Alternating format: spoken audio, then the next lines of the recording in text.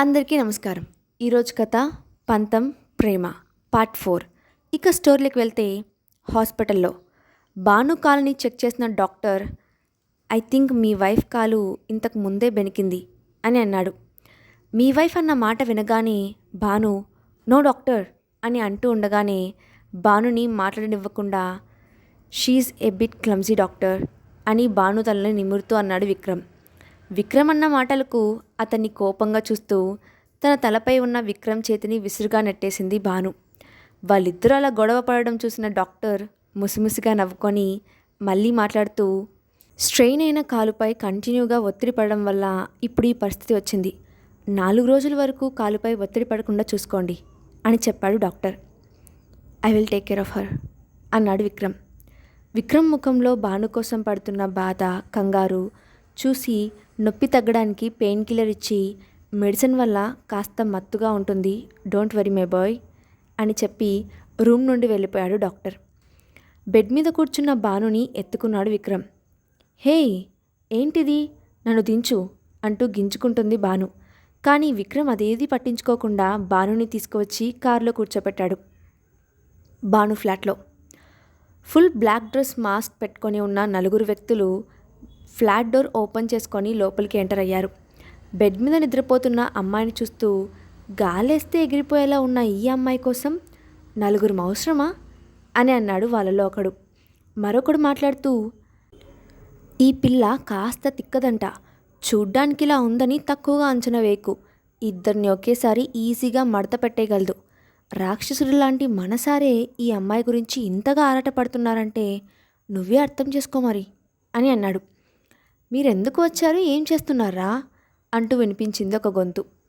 అప్పటి వరకు గుసగుసగా మాట్లాడుకుంటున్న వారు కాస్త ఆ మాటలతో ఉలిక్కిపడి చూశారు. కానీ అక్కడ ఎవరూ కనిపించలేదు. సడన్గా బెడ్ మీద పడుకొని ఉన్న ఆ అమ్మాయి లేచి మఠం వేసుకొని కూర్చుంది. ఆ అమ్మాయిని చూసి షాక్ అయ్యి ఒకరి ముఖాలు ఒకరు చూసుకుంటున్నారు వాళ్ళు. మీలాంటి వేస్ట్ ఫెలోస్ని పెట్టుకొని మీ బాస్ విక్రమాదిత్యను గెలవాలి అనుకుంటున్నాడా? ఐ రియల్లీ పిటీ హిమ్ అంది ఆ అమ్మాయి. ఏయ్ అంటూ ముందుకు వచ్చిన వాడిని బెడ్ మీద నుండి కిందకు దిగకుండానే మడత పెట్టేసింది ఆ అమ్మాయి.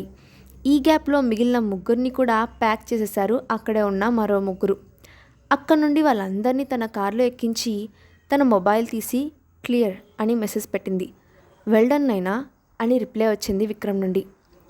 నైనా కార్ బిల్డింగ్ నుండి బయటకు వెళ్ళిపోయిన 5 నిమిషాలకి మరొక కార్ బిల్డింగ్లోకి ఎంటర్ అయింది. నేరుగా భాను ఫ్లాట్లోకి వెళ్ళిన వాళ్ళకి అక్కడ భాను కనిపించకపోవడంతో విక్రమ్ మనకంటే ఒక అడుగు ముందే ఉన్నాడు అని అక్కడి నుండి వెళ్ళిపోయారు వాళ్ళు.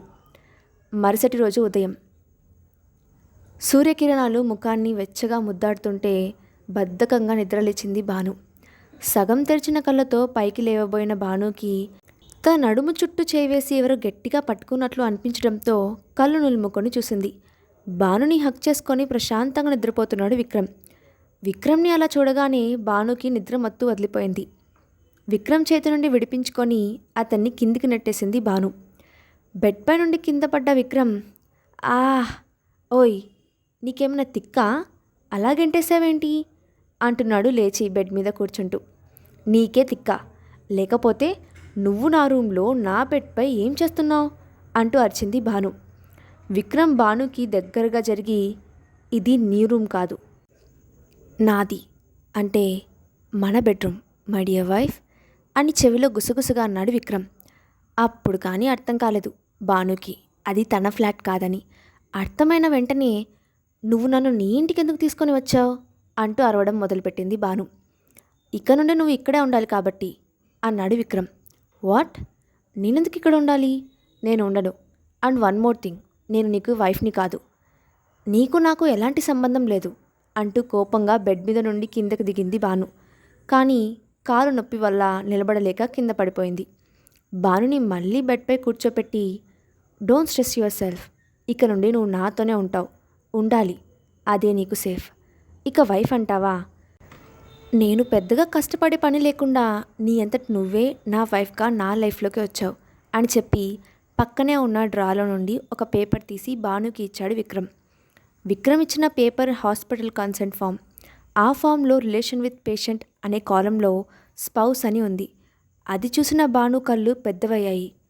ఇదెలా జరిగింది అని ఆలోచిస్తున్న భానుతో, చూసింది చాలు, రెడీ అవ్వు, బయటకు వెళ్దాం అని చెప్పి రూమ్లో నుండి బయటకు వెళ్ళిపోయాడు విక్రమ్. ఆ రోజు హాస్పిటల్లో విక్రమ్ క్రిటికల్ కండిషన్లో ఉండటంతో అతనికి ట్రీట్మెంట్ చేయడానికి ఫ్యామిలీ మెంబర్ కన్సెంట్ తప్పనిసరి అన్నారు. నిమిషానికి విక్రమ్ పరిస్థితి క్రిటికల్ అయిపోతుంది. ఆర్కే వచ్చేంత వరకు ఎదురు చూసే పరిస్థితి లేకపోవడంతో ఆ హాస్పిటల్ ఫామ్పై సంతకం చేసింది భాను. నర్స్ ఫామ్ ఫిల్ చేస్తున్న సమయంలో భాను పేరును స్పౌస్ కాలంలో ఎంటర్ చేసేసింది. అంతలో ఆర్కే అక్కడికి రావడంతో అతనికి విక్రమ్ వస్తువులు ఇచ్చేసి అక్కడి నుండి వెళ్ళిపోయింది భాను. ఆ రోజు జరిగింది గుర్తు చేసుకుంటున్న సమయంలో చీర నగలు తీసుకొని లోపలికి వచ్చింది మేడ్. మేడం, సార్ మీకు హెల్ప్ చేయమని చెప్పారు అని అంది. నాకు ఇవన్నీ అవసరం లేదు, ఏవైనా సింపుల్ డ్రెస్ ఇవ్వండి చాలు అంది భాను. సారీ మేడం, ఇప్పుడు మీరు ఇవే కట్టుకోవాలని సార్ చెప్పారు అంది మేడ్. అరగంట తర్వాత లోపలికి వచ్చాడు విక్రమ్. రెడీ అయ్యి బెడ్ మీద కూర్చొని ఉంది భాను. భానుని చీరలో చూసి స్టన్ అయ్యాడు విక్రమ్. కానీ ఏమీ మాట్లాడకుండా భానుని ఎత్తుకొని కిందికి తీసుకొని వెళ్ళి డైనింగ్ టేబుల్ ముందు కూర్చోపెట్టాడు. అప్పుడే అక్కడికి వచ్చిన ఆర్కే భానుని విష్ చేసి విక్రమ్తో మాట్లాడి వెళ్ళిపోయాడు. బ్రేక్ఫాస్ట్ చేసిన తర్వాత విక్రమ్ భానుని తీసుకొని వెళ్ళి కారులో కూర్చోపెట్టి డ్రైవ్ చేయడం మొదలుపెట్టాడు. ఎక్కడికి వెళ్తున్నాం అని భాను అడుగుతున్నా సమాధానం చెప్పకుండా తీసుకువెళ్తున్నాడు విక్రమ్. అరగంట తర్వాత ఒక బిల్డింగ్లోకి ఎంటర్ అయింది కారు. ఎదురుగా ఉన్న బోర్డు చూసి, ఇప్పుడు మనం ఇక్కడికి ఎందుకు వచ్చాం అని అడిగింది భాను. ఇంకెందుకు, పెళ్లి చేసుకోవడానికి అని అన్నాడు విక్రమ్.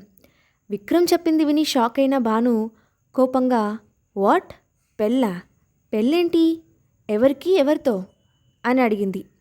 తన సీల్ట్ బెల్ట్ తీసి భాను మీదుగా వంగి, ఇంకెవరికి, నాతో నీకు అని అన్నాడు విక్రమ్. విక్రమ్ అంత దగ్గరగా వచ్చేసరికి సైలెంట్గా చూస్తూ ఉండిపోయింది భాను. విక్రమ్తో గొడవ పడడం కన్నా మాట్లాడడం బెటర్ అనుకొని, మిస్టర్ విక్రమ్, మీరు నన్ను తప్పుగా అర్థం చేసుకున్నారు. నేను కావాలని మీ వైఫ్ అని చెప్పలేదు. ఆ టైంలో మీ సిచ్యువేషన్ చాలా క్రిటికల్గా ఉంది. అటువంటి సమయంలో ఎవరికి జరిగింది చెప్పే అవకాశం కూడా లేదు. ఇక తప్పక నేను మీ ఫ్యామిలీ మెంబర్ అని సైన్ చేశాను. కానీ ఆ నర్స్ నన్ను మీ వైఫ్ అనుకుంటుందని నేను అనుకోలేదు అంది భాను. భాను చెప్పింది అంతా విన్న విక్రమ్ ఏమీ మాట్లాడకుండా కార్ దిగి లోపలికి వెళ్ళిపోయాడు. నేనేమైనా ఎఫ్ఎంనా, చెప్పిందంతా రేడియో విన్నట్టు విని అలా వెళ్ళిపోతున్నాడు అని అనుకుంటున్న భాను ఫోన్ రింగ్ అవ్వడంతో ఆ నెంబర్ ఎవరిది అనేది కూడా పట్టించుకోకుండా కాల్ ఆన్సర్ చేసి హలో అంది. అటువైపు నుండి ఎక్కడున్నావు అని వినిపించింది ఒక గంభీరమైన స్వరం. ఆ గొంతు వినడంతోనే ఉలిక్కిపడింది భాను. కానీ ఏమీ మాట్లాడలేదు. ఆ కాల్ మాట్లాడడం పూర్తయిన తర్వాత భాను ఆలోచనలో పడింది. విక్రమ్ వచ్చి పిలవడంతో ఆలోచనల నుండి బయటకు వచ్చింది భాను. తర్వాత ఏం జరిగిందో నెక్స్ట్ పార్ట్లో చూద్దాం.